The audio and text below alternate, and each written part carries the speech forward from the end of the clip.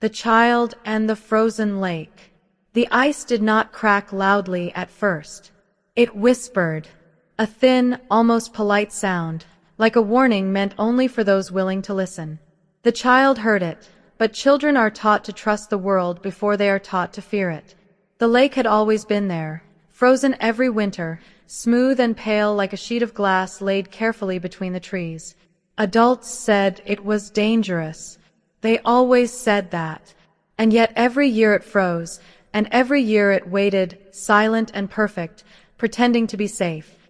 The boy stood at the edge of the lake, boots half buried in snow, breath rising in short white clouds.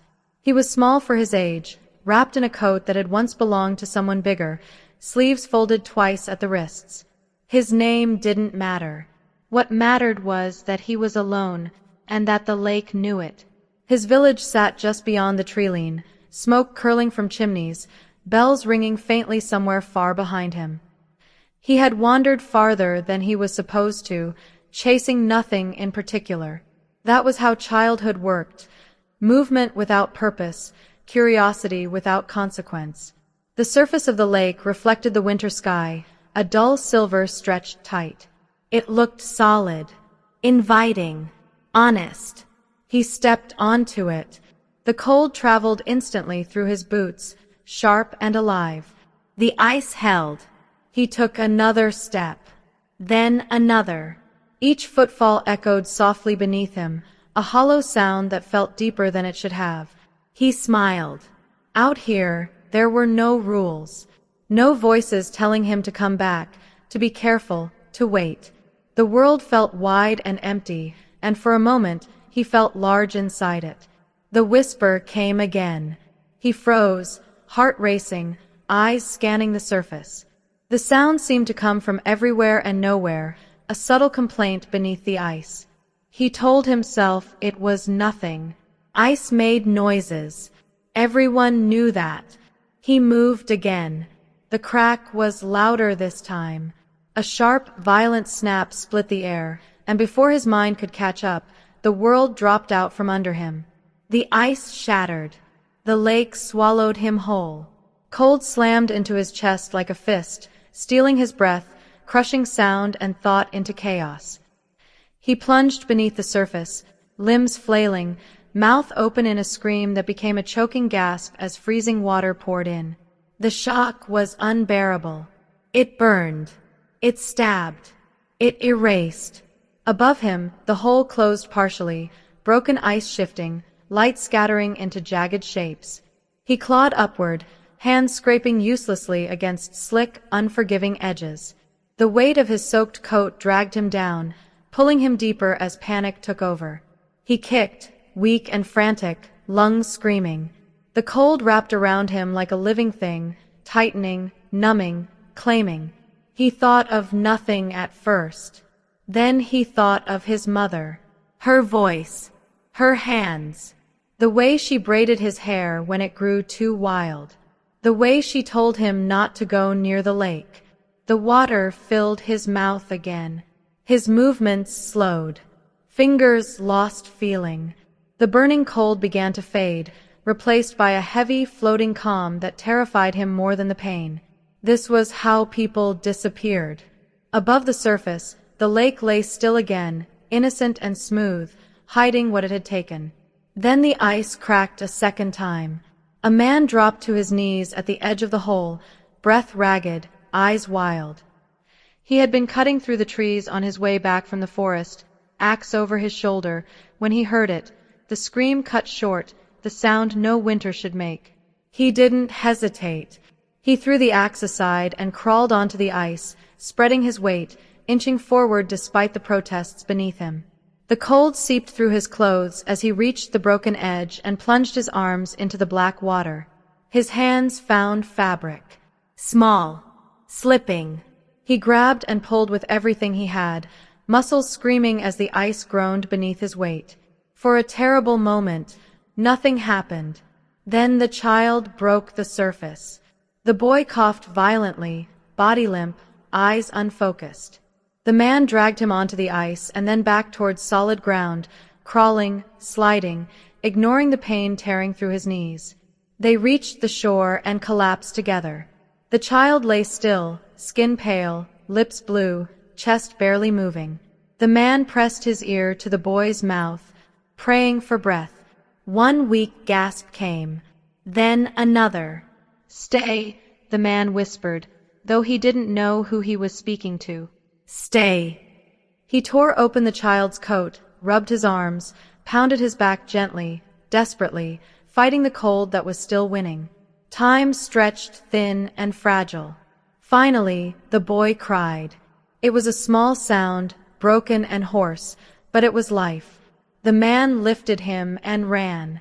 The village erupted into motion when they arrived. Doors opened. Voices shouted.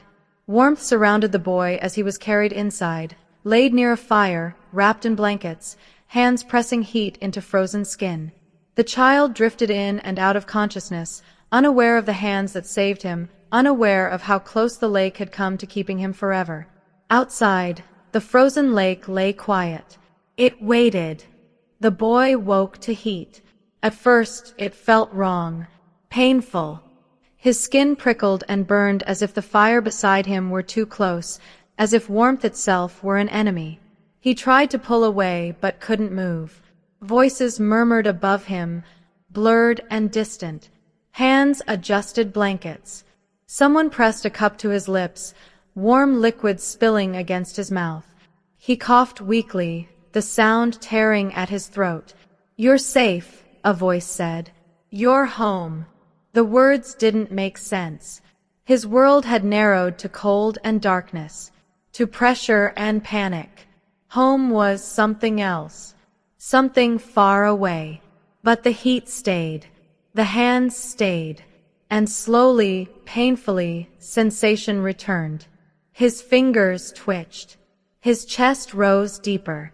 When his eyes finally opened, light stabbed through them, making him gasp again. The ceiling above him swam into focus, wooden beams darkened by years of smoke. He knew this place. The fear loosened its grip. He turned his head slightly and saw his mother. Her face was streaked with tears she hadn't bothered to wipe away. Her hands gripped his so tightly they shook. When she saw his eyes open, a sound escaped her that wasn't quite a cry and wasn't quite a laugh. She pulled him against her chest, careful of his shaking body, whispering his name over and over as if saying it enough times could anchor him to the world. The man who had pulled him from the lake stood near the door, silent, arms crossed, eyes lowered. He didn't stay long. Heroes rarely do. He left with nothing but numb hands and a memory he would never forget. The child slept again. When he woke the next time, the fire had burned lower and night pressed against the windows. The pain had dulled into a deep ache that ran through his bones. His mother sat nearby, exhausted but unwilling to move away. "You fell through," she said softly, as if explaining something fragile. "The lake."